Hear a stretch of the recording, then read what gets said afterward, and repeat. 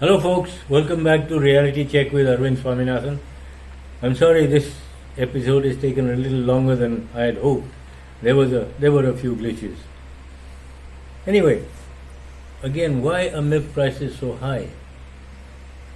One of the reasons I told you was cattle feed. The reasons given was those cattle feed plants can use molasses, and they claim molasses are the cheapest carbohydrate source. Well, as I said, the local product which they were using, perfectly balanced for milk production, as per their own laboratory analysis, which cost 200 rupees a ton, was thrown out in favor of this balanced cattle feed. Using molasses, the cheapest form of carbohydrates or energy source.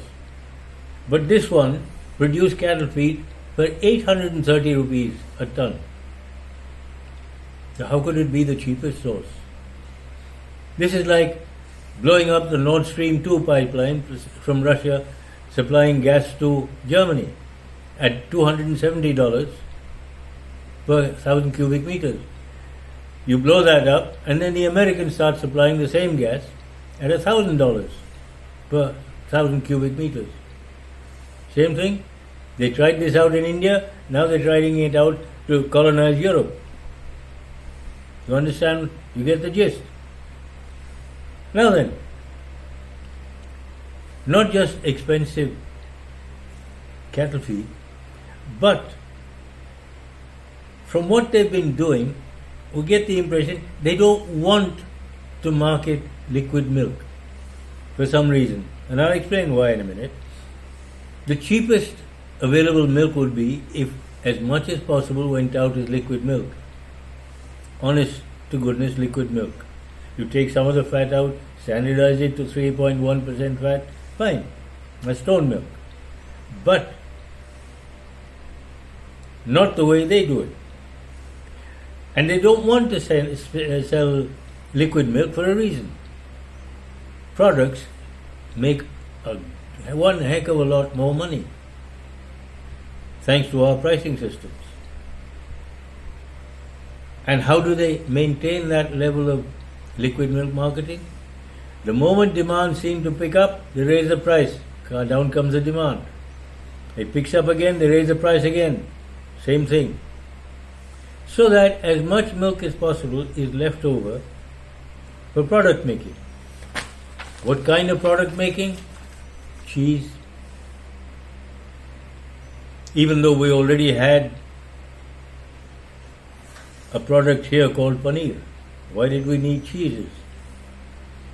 See, this is all Western market development. Now they can market here and we can't compete with them because our prices are too high. You see, the moment you put in a new process, you add machinery, a capital investment, up goes the price. And this will happen. Which is why in UK, in Europe, the basic criterion is how much liquid milk can you sell. What is left over then goes for processing. In fact, during the 2-week flush in the spring, they take the fat out.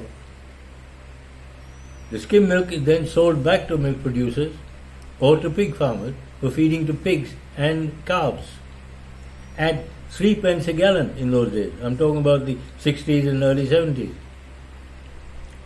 If they don't have a market for that, they used to tip this skim milk down disused quarries, rather than put up a plant which works 10 days in the year. Because that doesn't make business sense. You do that here, plants work 3 months in the year, 2 months in the year, 10 days in a year, up goes the price of milk.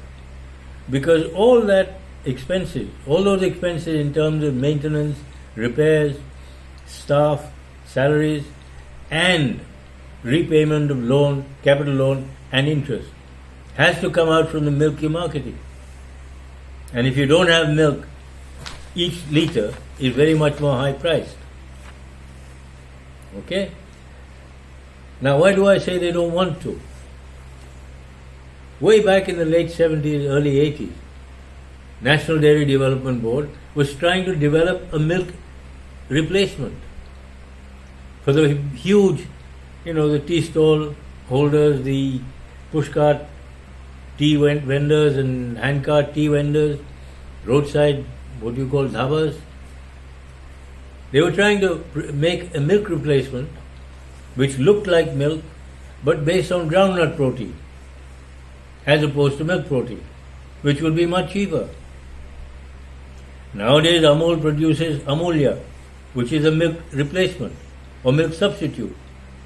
Mother Dairy in Delhi produces what they call Delicious, which is another milk replacement. Nestle's market a thing called Everyday, another milk replacement. Why? I mean, Mother Dairy Delicious costs 400 rupees a kilo. Amulya costs about 370 or 350. Nestle's Everyday, that costs almost 550 rupees a kilo. Now these are all online prices. You see? Skim milk powder, Amul skim milk powder on these online prices is 345 rupees for a 500 gram pack, polypack, which is 690, almost 700 rupees a kilo. I shudder to think what Nestle's would charge. Now you begin to understand the reason why they don't want to sell liquid milk. And the pity is that the people who need it most can't afford it. With a minimum wage of 176 rupees a day, which is about 22 rupees an hour, legal minimum wage for the lowest paid category, he will have to work almost 2.5 hours to get enough money to buy 1 liter of milk. That's almost a quarter of his day's work, more than a quarter of his day's work. Can he afford it? And he and his children are the ones who need it most. You see, Dr. Kurian was a great one. Remove the middleman. He did. He replaced the old middleman who charged a rupee a litre with a stainless steel middleman who now charges 20, 30 or 40 rupees, maybe 50 rupees a litre. And you see, raising the price of milk has a dual effect. First, it depresses the demand for liquid milk and keeps it at a particular level. But it also grants the excuse that as the raw material cost has gone up, all your products' prices go up too. How much? Okay, let me explain. About 3 years ago, they started producing milk cake. Now this milk cake used to come in 400 gram packs. It cost 110 rupees. About 3 weeks ago, somebody brought me one of these. And I had a shock. That same 400 gram pack now costs 250 rupees. More than double. I mean, does that make sense? No. They make cheese cubes. Now, a whole lot of other foreign countries have come in because they know this product. What about paneer? There's a huge market, and Amul and Mother Dairy just don't have a look in. Simply because they are too high priced. But it gives all these other producers, whether it's cheese or milk-based sweets, anything, an excuse to raise their prices. Every time Amul or Mother Dairy raises its prices, all of them raise their prices. I mean, I say this a long time ago, Barfi and Pedas used to cost 40 rupees a kilo. That's when milk cost 3 or 4 or 5 or 7 rupees a litre. Today, at 50 rupees a litre or 54 rupees a litre, that Barfi now costs 620 or 650 rupees a kilo. You understand, as milk prices go up, all these product prices go up too. Now, the reasoning behind all this is not so much growth, Because growth is only in financial terms, not in real terms.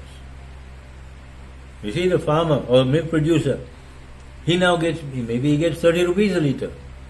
Okay? But his growth has been a higher price.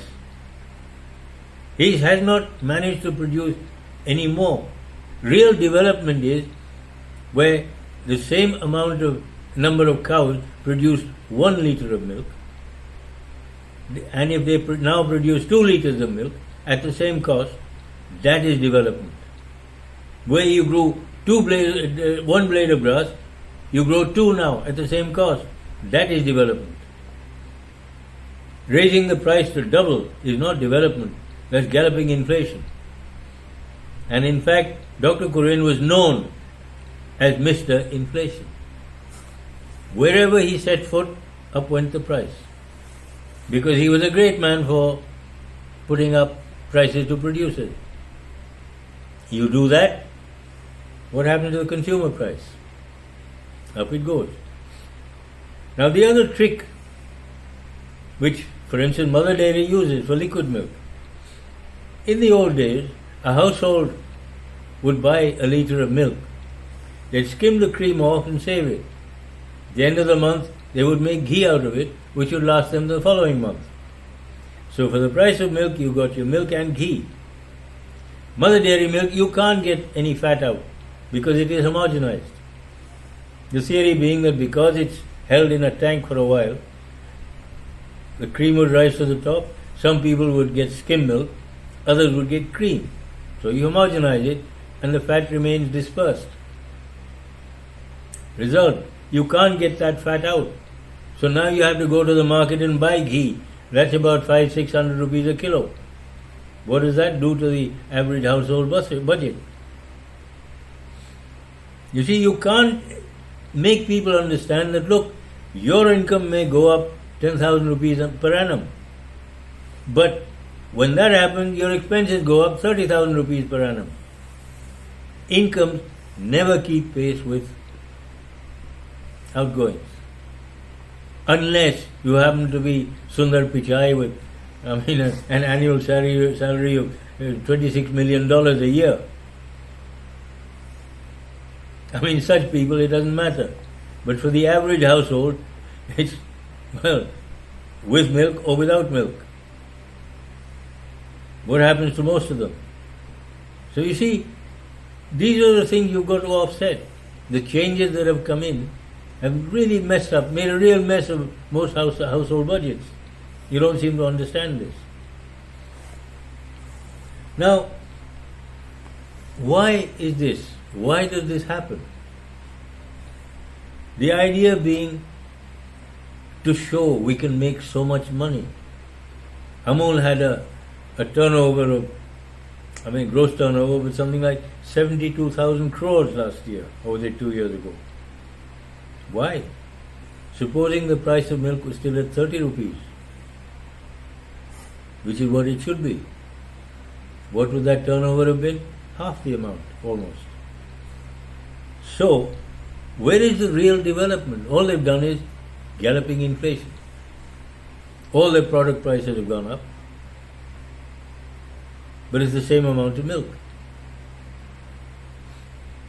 Now I promised you I'll tell you why milk costs so much. Take Mother Dairy in Delhi. Okay? They don't procure any fresh milk themselves directly. They don't. Whatever milk they get fresh is either from the Punjab Federation, UP Federation, Rajasthan Federation, or the Haryana Federation. Or, if there's still not enough, Gujarat Federation. Okay?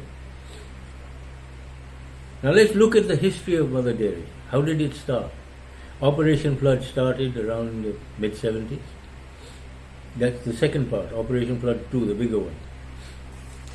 Mother Dairy came up, and it was based on recombining the gifted commodities from the European Union, or the EU.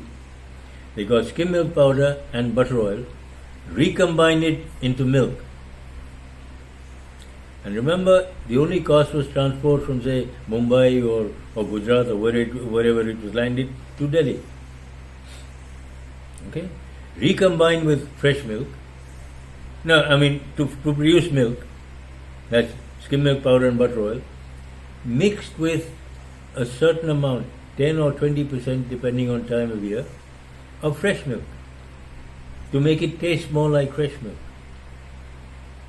But 80 to 90% of it was actually recombined milk.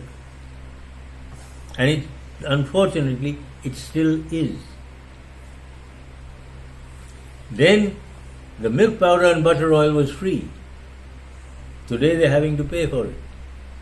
And if skim milk powder costs 700 odd rupees a kilo, you can understand what's happening. They don't market fresh milk at all. Sorry, they get, in the winter when there's a lot of milk everywhere, 20% fresh milk is added to this recombined milk. In summer, only 10%. The rest is recombined milk. Now what does this entail?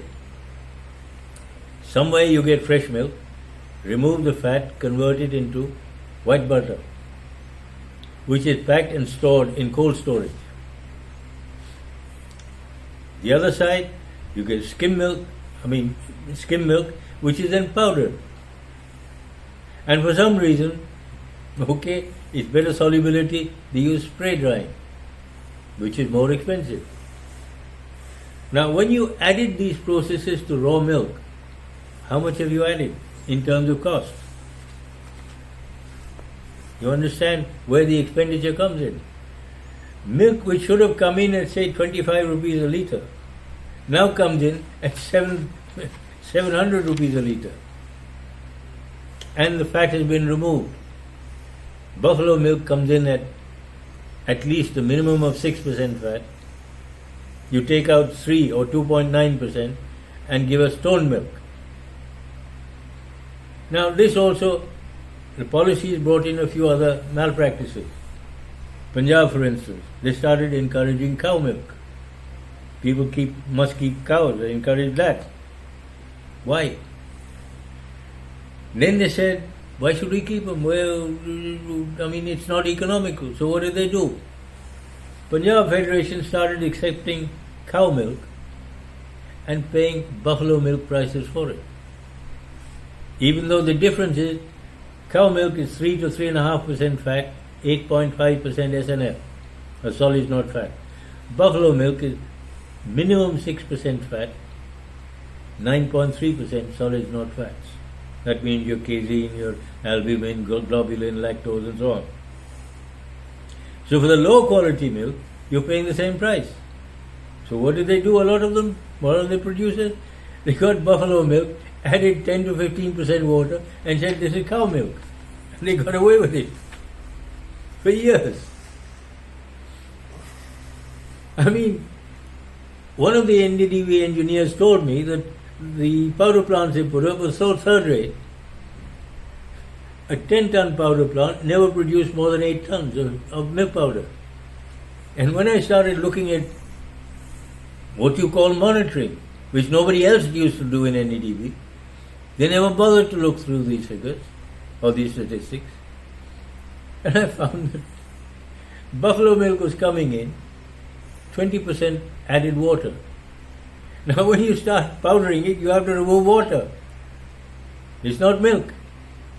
You can't get 10 tons because 20% is just water which you remove.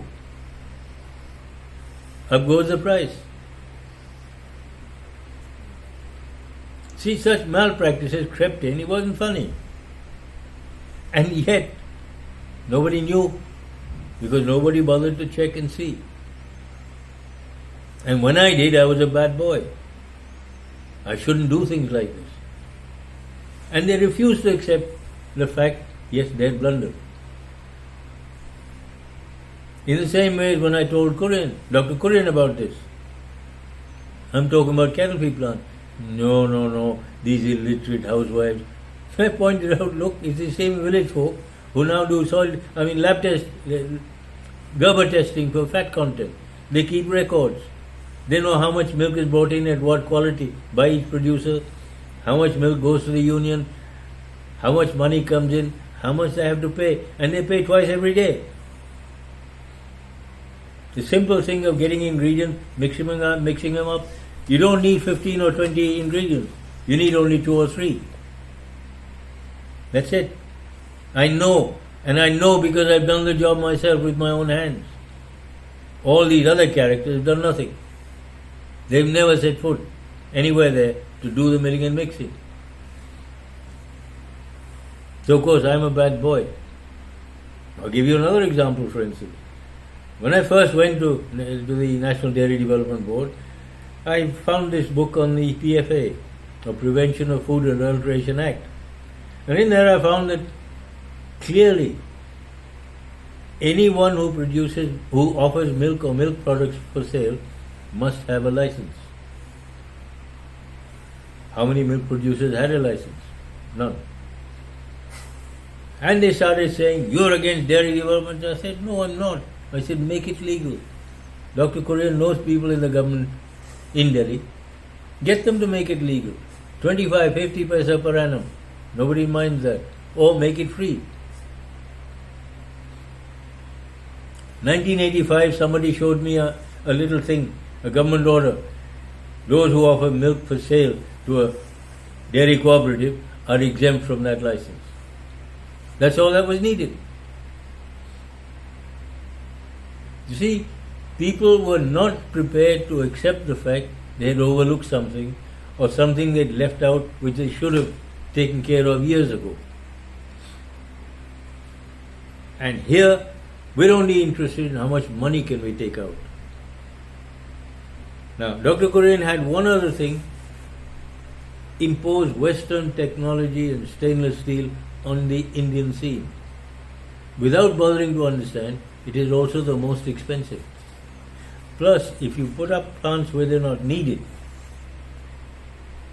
either the price goes sky high of any product you make, or it's a dead loss. Meaning it will never get out of the red. It can't. So you see, and there again, now look, Mother Dairy, if it doesn't have enough milk to sell at a low enough price, why is it making products? Like cheese cubes, cheese slices maybe, I don't know, milk cake. Why? Why are they doing these things? As I said, plus the fact that now you have to make ghee. And Amul and some of the other Gujarat members of the Gujarat Federation, they make ghee and everyone says wonderful. Have you ever opened one of those tins of ghee? The moment you do, there's a bad smell that comes out. That tells you they don't know how to make ghee. They want to know, come to me, I'll teach them. But that stuff, don't call it ghee. To me, it's just a bad smell. And to anybody of the old days who used to make or sell ghee, trust me, they'd laugh their way they'd laugh themselves sick. They would. Because that cannot be ghee under any circumstances. Now they make chocolates which don't sell. Why? They're competing against people like Cadbury. You go to Gujarat, I was shocked when I found this. Somebody who wants to buy chocolate, he says, give me some Cadbury. The word for chocolate is Cadbury in Gujarat. I mean, brand identification, okay, very funny. But at this extreme, I mean, in front of me, people say, Amul no Cadbury apo, meaning give me Amul Cadbury or Amul chocolate. This is the way they ask for chocolate. Now, Amul chocolate may be popular in Gujarat, but nowhere else. Why? Because it's too sweet. I tried telling them, they wouldn't listen. You can eat 40 or 50 grams of Cadbury chocolate, but you can't eat more than 10 or 20 grams of Amul. It's too sweet. Gujarat and Gujarati folk are one of the few people I know who can eat half a kilo of Shrikant and come back for a second helping. Now it's not difficult to understand why. Look, years ago Gujarat used to be endemic for jaundice. Now one of the ways of getting around that and still carrying on is eat a lot of sugary stuff, which means a lot of glucose, energy, to help the liver out. You understand that sweet tooth? Now we have our own products. Shrikant, very popular in Maharashtra and Gujarat, and now possibly in Delhi also. Stick to that. It's easier. Paneer is our own product. Why do we need to go for cheese? Now all these other products, cheese, milk powder, they require huge amounts in terms of investment. Now, something else comes to mind, which tells me, which proves that they didn't want to sell liquid milk. Meerut, not far from Delhi, so about 80-90 kilometers away, they had a 1 lakh litre dairy and a 10-ton powder plant. I'm talking about late 80s, early 90s and so on. Their peak collection, in the winter time, or flush season, was 75,000 litres a day. In the lean, it was 25,000 litres a day. Now, to operate a 10-ton powder plant, you need 1 lakh litres a day, minimum. You could never run it at capacity on any single day. Where do they get the milk from? And what was the answer? They scrapped that or sold it off and put in a 30-ton powder plant there, which now needed 300,000 or 3 lakh litres a day. Where would they get that from? And why did they put a powder plant in the first place? They had a huge liquid market in Meerut itself, and an even bigger one 80 kilometers away called Delhi. Why did they need a powder plant there at all? Now the odd thing is this, certainly in the 80s and early 90s, this northern region, that means Delhi, Haryana, Punjab, Himachal, UP and Rajasthan, they accounted for 30% of all the cooperatives registered in India, in the whole of India. But it only accounted for 10% of milk procurement. Why? Because there was a huge existing organized market on milk-based sweets and paneer. They used their financial clout in the winter to get their needs. They may have paid a slightly higher price. Once their needs were met, they stopped buying. Milk came to the cooperatives. In summer, they paid a higher price for their needs. They got the milk, and the cooperatives got what they called was lean, or very little. You see, they used this pricing system in the right way. They got their milk supply really planned out. Unlike these cooperatives throughout India, where they pay the same price throughout the year. There's no change. Now, when you do that, you will get a lean and flush. There's no getting away from it. But when you make such high-priced products and then you recombine it back into milk, to say there's liquid milk, how much cost have you added? Remember, every time you add a process, you've just increased the cost. It has to be paid for, like it or not. So why are they doing this? I told you before, the Ford Foundation influence. When it gets hold of somebody and gets this into his head, this bee in his bonnet, that this is the only way, this is the only way, you must give producers higher and higher prices. They tried that with rice. Messed up our market again. Why? Whom were they protecting? They were the largest exporters of rice at the time. You see, these are some of the reasons why milk costs so much. Because they don't try not to make market liquid milk, but to make products. Very expensive products. Because they have no business sense. Nobody at NDDB understood what is the Anand or Amul pattern. You see, they were too busy putting up these structures, these plants, 3 years.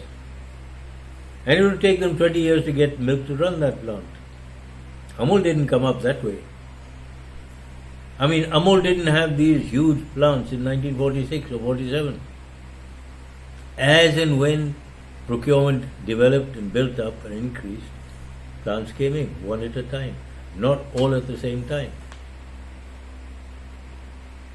I mean, you cannot do that. If you do, it's asking for trouble, and we've got it.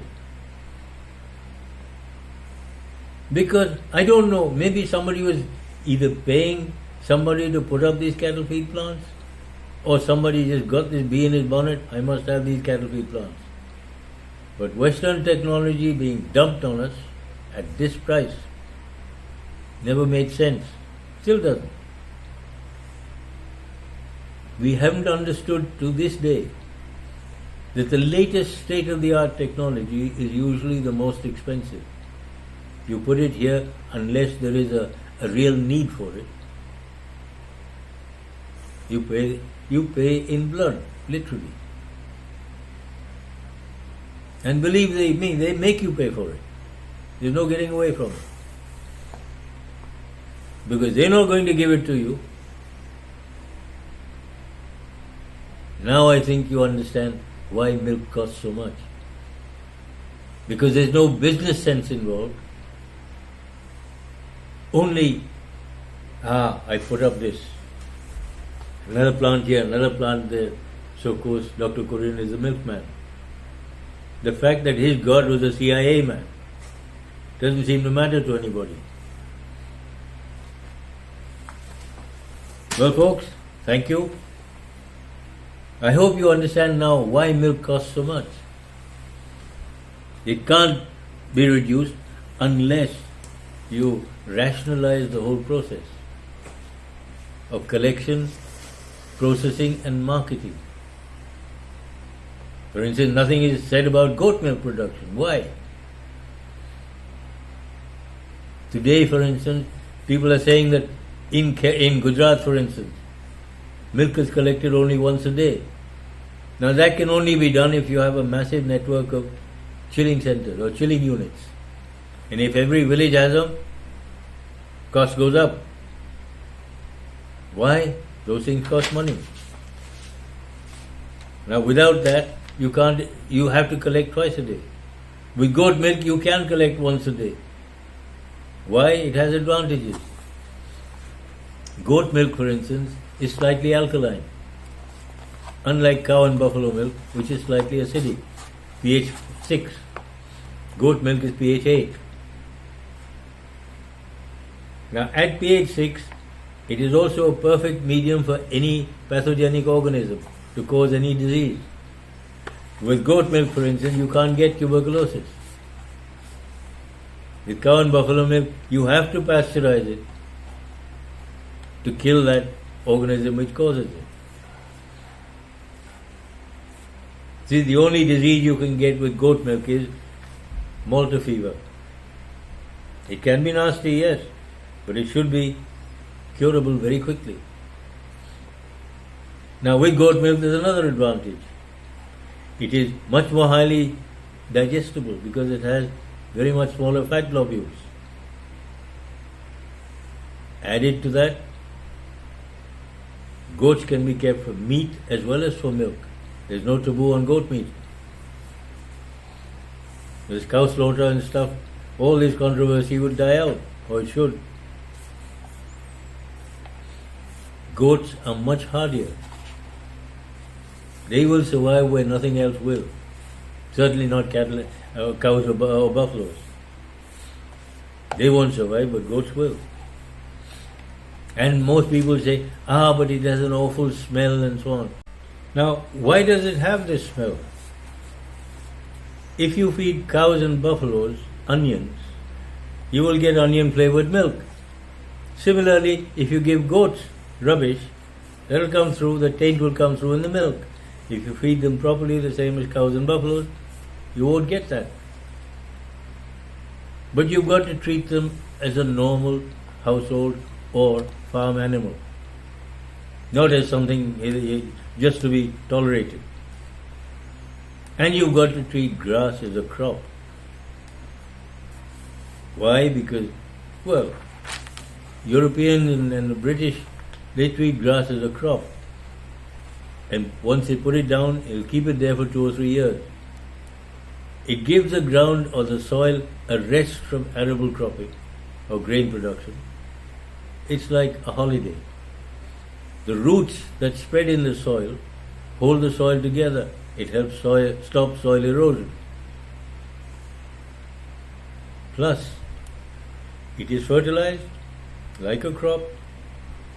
It is grazed like a crop to produce milk or meat. What more do you want? That is what crop rotations are all about. Now, if people go to university, they study and then don't bother with crop rotations, what's the point? Why do you go for degrees? Anyway, folks, I think it's time to understand what is happening and what should not be happening. Well, it's taken a little longer, it's a slightly longer video this time, but please bear with me. It is an important topic, and we should try and do something, whatever we can to change it, if you like. But we have to make that effort. Outsiders won't. They're enjoying this. Well, folks, thank you. Nice seeing you. If you like it, please share it with your groups, your friends, your relatives, and ask them to send it further into their group, other groups. Please subscribe. I'll see you next time.